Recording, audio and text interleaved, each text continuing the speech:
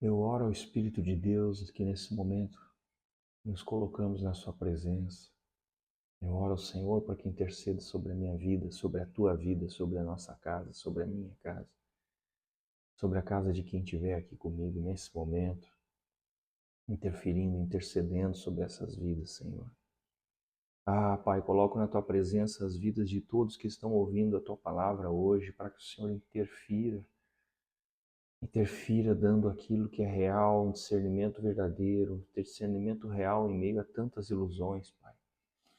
Eu peço a Deus, Senhor, que o Senhor nesse momento toque as multidões, Pai. Eu coloco na tua presença a vida dessas pessoas para que o Senhor toque a vida delas, meu Senhor. E tocando a vida de cada um, Pai, ajude a despertar ali no meio de tudo isso que está ali, Senhor, aquilo que vem de Ti, aquilo que é Tu, aquilo que é o Senhor, Pai. Ah, Senhor, são tantas vozes dentro de um homem, dentro de uma vida, dentro de uma mulher. Ensina, Pai, torna o coração disposto, ensinável a lembrar-se do primeiro amor que é Tu, Senhor. Do amor fundamental na vida de um ser humano. Do amor que é primário, é prioritário, é aquele que dá todas as coisas. É de onde vem a própria vida, o fluxo natural. É aquele fluxo que quando estamos em contato a vida flui bem, as coisas estão em paz, as coisas estão calmas, Senhor. Ensina-nos a fluir em Ti, Senhor.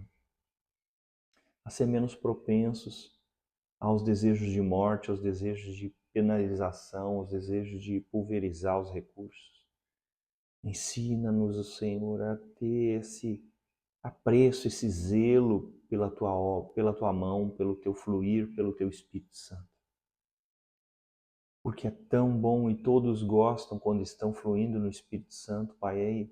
Desde os primórdios da terra, homens maus se arrependem. Desde os primórdios da terra, mulheres perversas se rendem. E tantos testemunhos revelam pessoas que andavam em um caminho completamente inverso, abrindo mão de tudo para fluir no Teu Espírito Santo. Se isso é a coisa mais potente, Pai, é a coisa mais linda que existe, é a prova real de que todo ser humano está em busca de uma vida em Ti. Porque aquele que encontra se sente em paz, a ponto de até mesmo abrir mão de coisas que pareciam tão importantes e não eram, Pai. E ainda dentro dessa oração, Mestre, pedindo que o Senhor nos revele hoje uma palavra, uma orientação oportuna, Senhor. Coloco nas Tuas mãos, Senhor, esse momento, para que o Senhor nos dê a palavra, aquela que o Senhor quer revelar nessa manhã, nesse dia, para as vidas de todos que estiverem ouvindo aqui hoje, Senhor. Amém.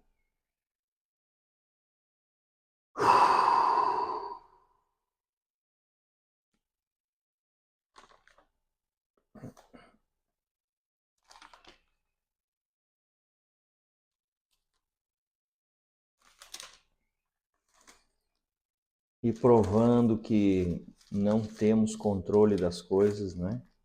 Eu já estou há 2 dias falando do versículo e foi ele que me veio de novo. E acredito que o Senhor quer extrair muitas camadas desse versículo. E um pouco que eu conheço do Senhor, eu sei que é possível. Então, aqui hoje, de novo, eu vou falar de Mateus 14. E ontem eu falei do versículo 6. Anteontem eu falei de todo esse capítulo. E hoje eu vou falar do 7. E olha como esse nosso Deus é poderoso e profundo. O versículo 7 começa assim: Este prometeu com um juramento dar-lhe o que ela pedisse. Então ela, instigada por sua mãe, disse. Bom, na verdade o 7 só vai até o pedisse. Este prometeu com juramento dar-lhe o que ela pedisse. Bom, vamos então fechar os nossos olhos, deixar com que esse versículo internalize, penetre profundamente dentro de nós, para que não venhamos a blasfemar, para que não venhamos a a tentar suportar esse versículo com palavras de homens, com ideias humanas. Isso. Respira fundo.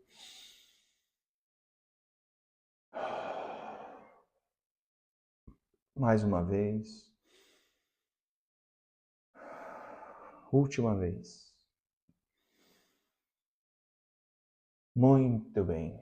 Então esse versículo ele fala de um jantar que o rei Herodes está promovendo em noite de aniversário. E ao mesmo tempo, ou muito próximo disso, Jesus está em Nazaré, né, em outra cidade distante dali, e vivendo e sendo rejeitado pela sua comunidade. Então, desse processo em Nazaré vem uma das célebres passagens de Cristo que diz assim: o profeta tem honra em todo lugar, menos na sua terra natal. Ok. Aí olha que coisa mais curiosa. O profeta tem honra em todo lugar, menos na sua terra natal. E nesse momento, nessa noite, depois desse jantar ou durante esse jantar, um profeta vai ser assassinado. João Batista vai ser assassinado. E ele vai ser assassinado. Olha só, ele vai ser assassinado porque ele fez uma denúncia. Ele fez uma denúncia bruta, áspera, ácida, objetiva e direta. Ele fez uma denúncia. Ele falou o seguinte: Herodes, você não pode ficar casado com Herodias. Herodias é esposa do irmão de Herodes. Então Herodes, como rei, ele... E aqui na Bíblia não tem tantos detalhes sobre esse movimento, mas Herodes, então, diz, toma a esposa do irmão. É possível que tenha sido algo parecido com o que Davi fez, né? Davi também toma a esposa de Urias.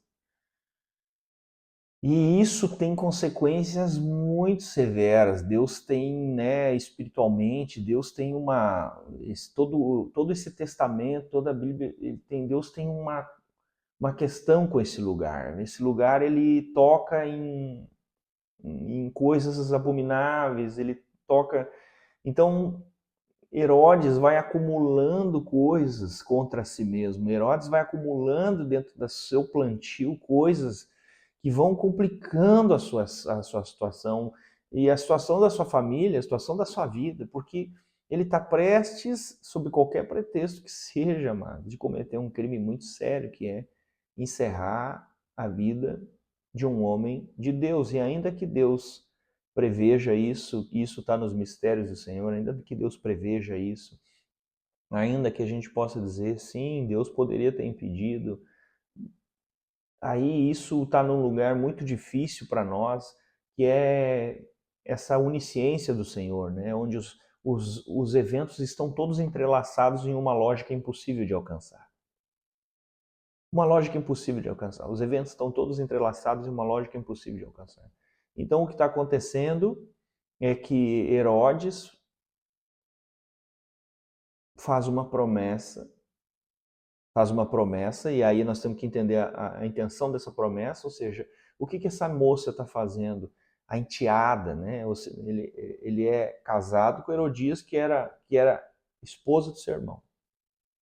Agora, a filha de Herodias, então, possivelmente, se não é filha dele, é sobrinha dele, porque ela era esposa do seu irmão. Então, a sua sobrinha dança.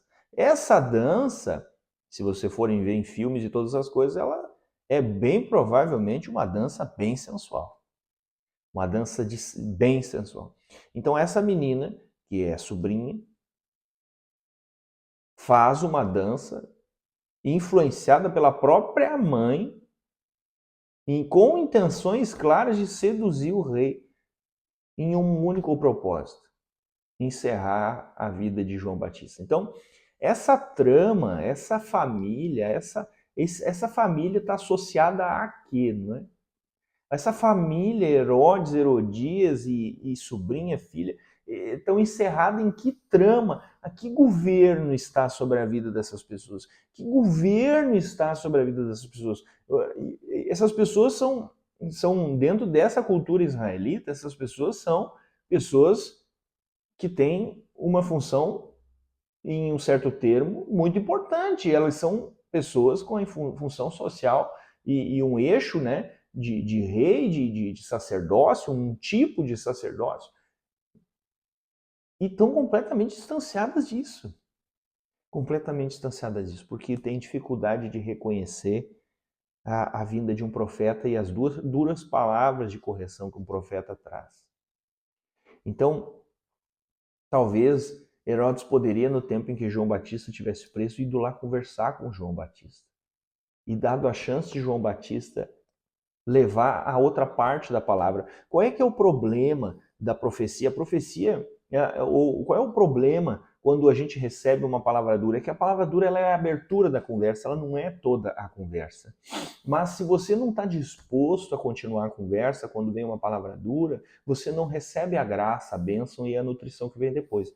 Assim é com esse vídeo de agora. Se você recebe essa palavra e começa a se defender dela, você deixa de receber o que vem a seguir, que é antes de encerrar esse vídeo, nós vamos chegar num estado de paz.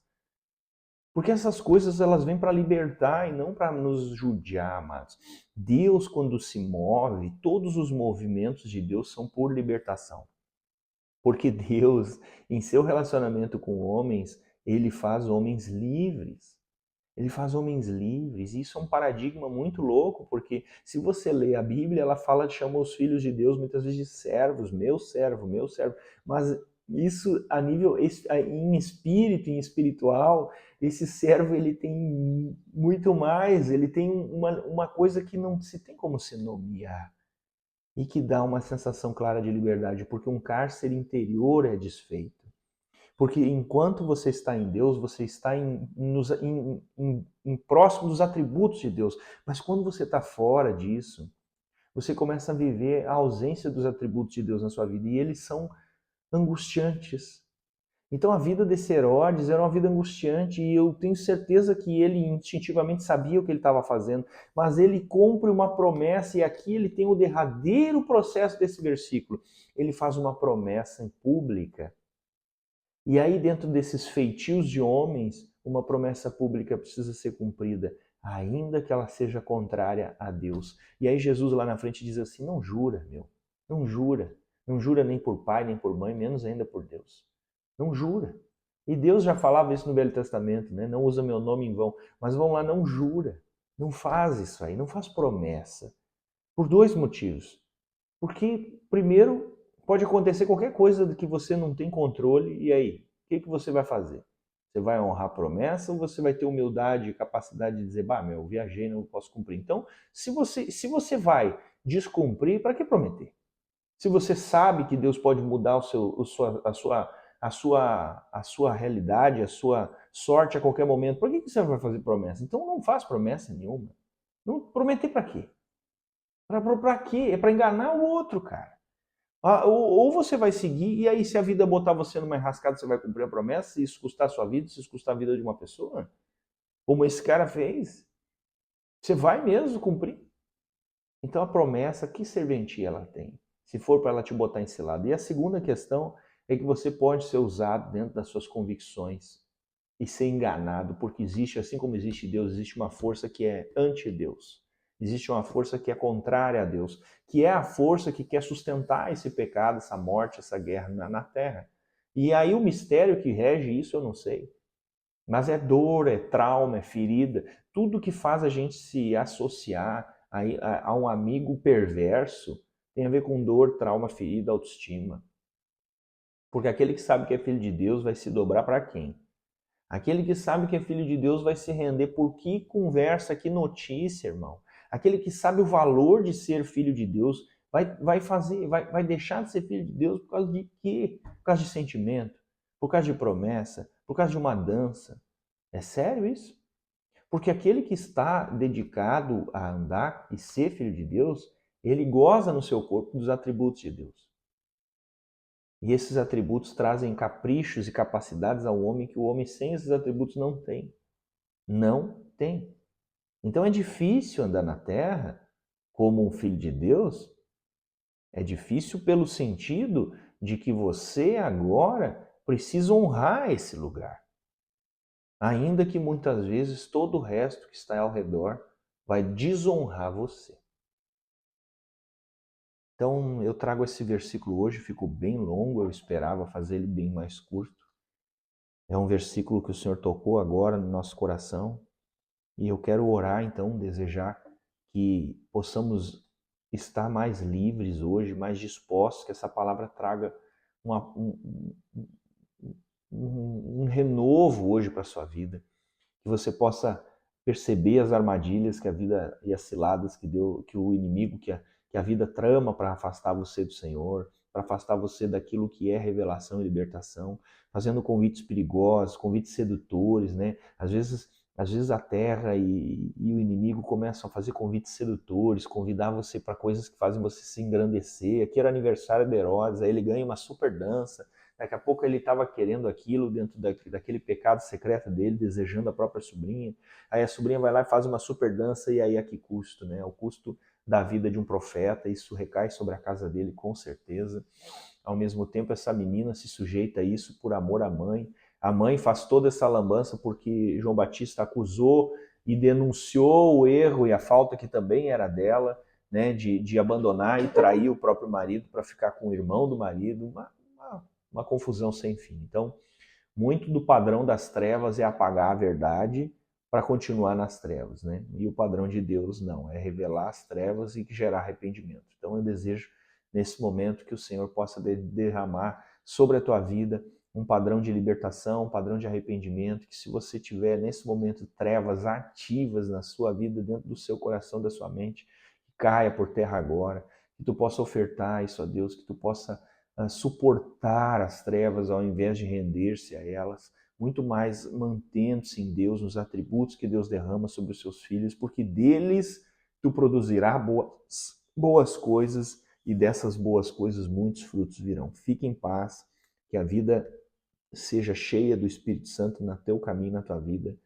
e até o nosso próximo vídeo, até o nosso próximo discipulado, que Deus te abençoe, seja vivo e rico na tua vida e na tua família. Amém.